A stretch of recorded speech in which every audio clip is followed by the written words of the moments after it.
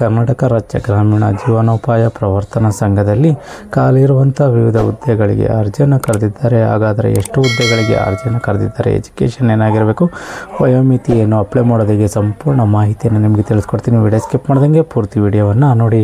ವೀಕ್ಷಕರೇ, ಕರ್ನಾಟಕ ರಾಜ್ಯ ಗ್ರಾಮೀಣ ಜೀವನೋಪಾಯ ಪ್ರವರ್ತನಾ ಸಂಘದಲ್ಲಿ ಖಾಲಿ ಇರುವಂತಹ 11 ಹುದ್ದೆಗಳಿಗೆ ಅರ್ಜಿಯನ್ನು ಕರೆದಿದ್ದಾರೆ. ಹಾಗಾದರೆ ಎಲ್ಲೆಲ್ಲಿ ಹುದ್ದೆಗಳು ಖಾಲಿ ಇದ್ದಾವೆ ಅಂತೇಳಿ ಇವ್ರಿಗೆ ನಾನು ನೋಡಿದ್ರೆ ಕೋಲಾರ, ಮಾಲೂರು, ಮುಳಬಾಗಿಲು, ಬಂಗಾರಪೇಟೆ, ಶ್ರೀನಿವಾಸಪುರದಲ್ಲಿ ಹುದ್ದೆಗಳು ಖಾಲಿ ಇದ್ದಾವೆ ಅಂತೇಳಿ ಒಂದು ಮಾಹಿತಿಯನ್ನು ಇವರು ನೀಡಿದ್ದಾರೆ. ಹಾಗಾದರೆ ಯಾವೆಲ್ಲ ಹುದ್ದೆಗಳು ಅಂತೇಳಿ ನಾವು ನೋಡಿದ್ರೆ ಕ್ಲಸ್ಟರ್ ಮೇಲ್ವಿಚಾರಕರು ವಿಭಾಗದಲ್ಲಿ 2 ಹುದ್ದೆಗಳು, ಬ್ಲಾಕ್ ಮ್ಯಾನೇಜರ್ ಕೃಷಿಯೇತರ ಜೀವನೋಪಾಯ ವಿಭಾಗದಲ್ಲಿ 7 ಹುದ್ದೆಗಳು, ಕಚೇರಿ ಸಹಾಯಕರು ವಿಭಾಗದಲ್ಲಿ 1 ಹುದ್ದೆಗಳು, ಜಿಲ್ಲಾ ವ್ಯವಸ್ಥಾಪಕರು ವಿಭಾಗದಲ್ಲಿ 1 ಹುದ್ದೆಗಳು ಖಾಲಿ ಇದ್ದಾವೆ ಅಂತೇಳಿ ಒಂದು ಮಾಹಿತಿಯನ್ನು ಇವರು ನೀಡಿದ್ದಾರೆ.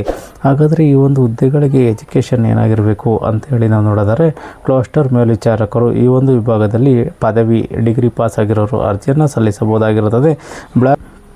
ಬ್ಲಾಕ್ ಮ್ಯಾನೇಜರ್ ವಿಭಾಗದಲ್ಲಿ BSc MSc ಪದವಿ ಪಡೆದಿರೋರು, ಸ್ನಾತಕೋತ್ತರ ಪದವಿಯನ್ನು ಪಡೆದಿರೋರು ಅರ್ಜಿಯನ್ನು ಸಲ್ಲಿಸಬಹುದಾಗಿರುತ್ತದೆ.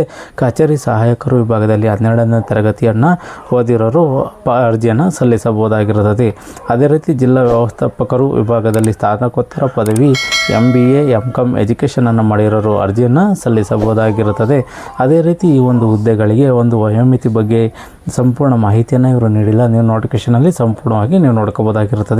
ಈ ಒಂದು ಹುದ್ದೆಗಳಿಗೆ ಯಾವುದೇ ರೀತಿ ಅರ್ಜಿ ಶುಲ್ಕ ಇರುವುದಿಲ್ಲ, ಫ್ರೀಯಾಗಿ ನೀವು ಅಪ್ಲಿಕೇಶನನ್ನು ಹಾಕ್ಬೋದಾಗಿರುತ್ತದೆ. ಅದೇ ರೀತಿ ಈ ಒಂದು ಹುದ್ದೆಗೆ ಆಯ್ಕೆ ಪ್ರಕ್ರಿಯೆ ಹೇಗಿರುತ್ತೆ ಅಂತೇಳಿ ನಾವು ನೋಡಿದ್ರೆ ಲಿಖಿತ ಪರೀಕ್ಷೆ ಮತ್ತು ಸಂದರ್ಶನದ ಮುಖಾಂತರ ಆಯ್ಕೆಯನ್ನು ಮಾಡ್ಕೊತಾರೆ.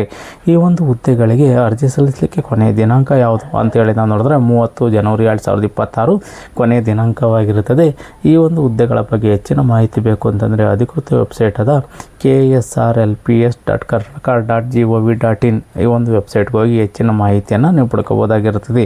ಯಾರು ಈ ಒಂದು ಹುದ್ದೆಗೆ ಅರ್ಜಿಯನ್ನು ಸಲ್ಲಿಸಬೇಕು ಅಂದ್ಕೊಂಡ್ರೆ ಈ ಒಂದು ನೋಟಿಫಿಕೇಷನನ್ನು ಸಂಪೂರ್ಣವಾಗಿ ಓದಿ ನಿಮಗಿದು ಸೂಕ್ತ ಅನಿಸಿದ್ರೆ ಮಾತ್ರ ಈ ಹುದ್ದೆಗಳಿಗೆ ಅರ್ಜಿಯನ್ನು ಸಲ್ಲಿಸಿ. ಅರ್ಜಿ ಸಲ್ಲಿಸಲಿಕ್ಕೆ ಕೊನೆಯ ದಿನಾಂಕವರೆಗೂ ಕಾಯಕ್ಕೆ ಹೋಗ್ಬಿಡಿ. ಮುಂಚಿತವಾಗಿ ಅರ್ಜಿಯನ್ನು ಸಲ್ಲಿಸಿ. ಈ ಒಂದು ಮಾಹಿತಿ ಇಷ್ಟವಾದರೆ ಸಬ್ಸ್ಕ್ರೈಬ್ ಮಾಡಿ, ಶೇರ್ ಮಾಡಿ, ಲೈಕ್ ಮಾಡಿ.